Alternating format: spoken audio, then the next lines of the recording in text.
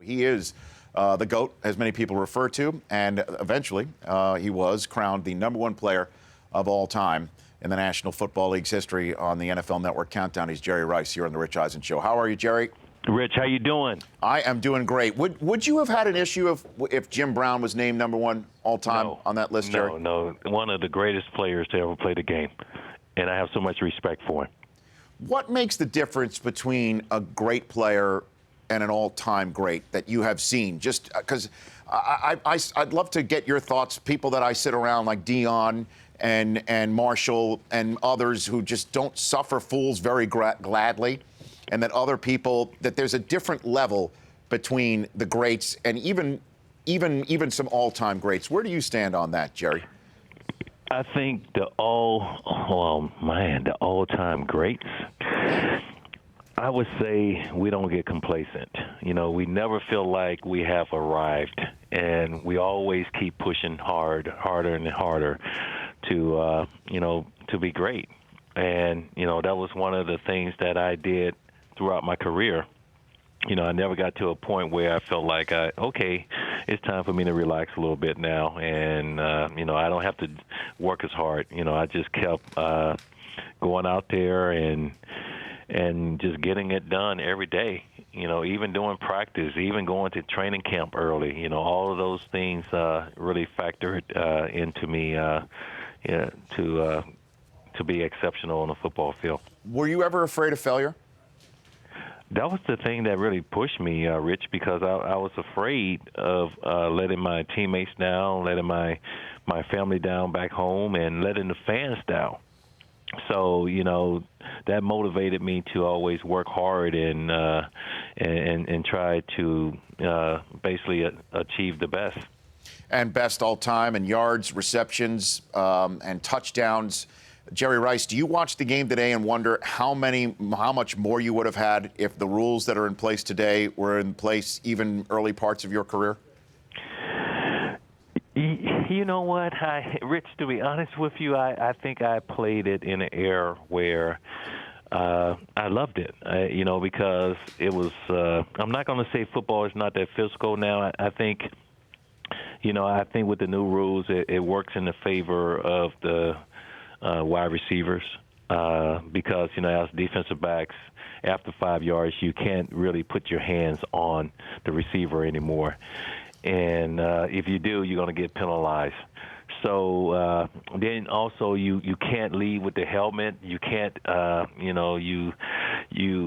was a hit the other night, and I thought it was a legitimate hit, but, because the guy shoulder sort of like impacted the opponent helmet, he was fined for it, and they threw a flag.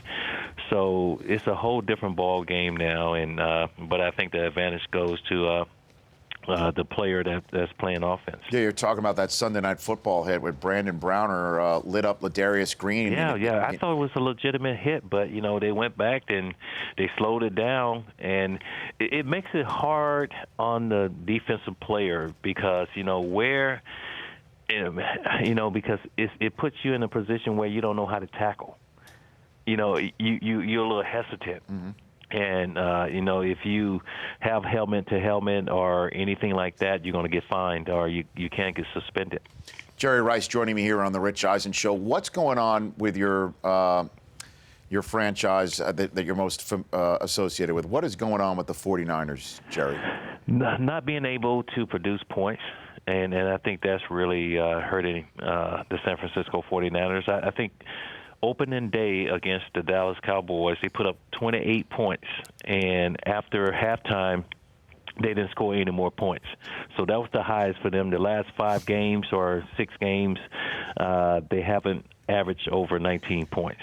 And whenever you can't score points, it's going to catch up to you, and you're not able to match the opposing team intensity, you're going to end up a little short. So they're going through a lot right now, and they're 7-6, and they need to win out and hopefully get help from someone else to get in the playoffs. Well, what's happened to Kaepernick, though, is one of the biggest head scratchers of 2014. He just doesn't look anything like the guy that appeared to be quarterback 2.0, the 21st century guy who was going to lead the 49ers in a way that was blowing doors off of people. What do you see in Kaepernick, Jerry? Well, I see someone that's really pressing right now, and with Colin, I think with that read option, when he first took that over, he had, he could run the ball just a little bit more, and we know with Colin Kaepernick, he's probably one of the fastest guys in the NFL right now. For some reason this year, he's not running the ball as much, and he's not making plays down the field. And he's trying to force the football in, and whenever you're forcing the ball like that, you're gonna have problems. There's gonna be interceptions, and he's just not really playing well. The offense is not putting points on the board, and I'm sure right now they feel like they're letting the defense down because, even with Seattle the week before, I think Seattle, they were in the red zone 4 times, and that defense, they were able to stop them and contain them, but the Niners offense couldn't put any points on the board, and they ended up losing that football game. Then to lose to the Raiders also, when they knew that everything was on the line here, and they need to win out, and that you're going into an environment where, okay, you got the Oakland Raiders, and the Raiders right now, they had just came off a big loss, with the St. Louis Rams, 52-0, after beating KC. So it been, they have had an up and down season, and I just knew that the Raiders, that they felt like if they could be the spoiler here, they would. And the Niners knew that and still went in and lost that football game. Jerry, what are you doing for MetLife? Okay, guys, to win football games, you need a team of coaches and advisors to come up with a strategy. You also need a good offense, and you need a good defense. And MetLife Premier Group is taking that same approach, with their clients. And, offense, is money, working hard, as retirement, defense, the right insurance products to manage risk. So I wanted to play this game for the rest of my life, but I knew I couldn't do that, Rich. So investments and planning for retirement, that's very important. And I think with MetLife Premier Client Group, they're doing a fantastic job. Yeah, MetLife Premier Client Group. Go to MetLife.com to find out more about all of that. So, Rich, but I want your job, man. Jerry. I still have it, number one, but no. See, I know. Number one, no, listen, I know you. I know you're hyper competitive, but so am I. Okay? I know you are, man.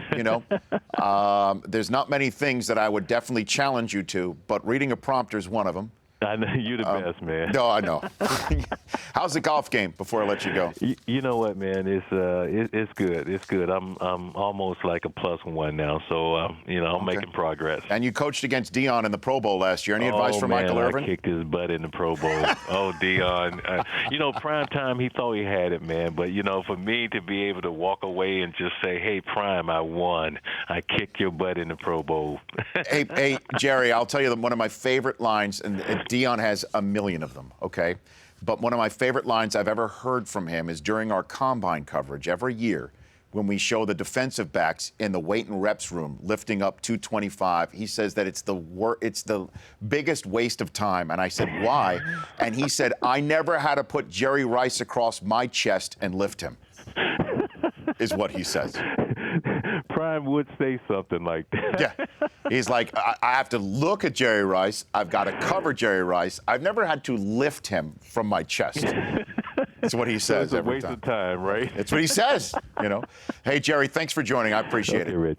Take care. You bet. Bye. That's Jerry Rice here on The Rich Eisen Show. The Rich Eisen Show, weekdays at noon Eastern. On Audience.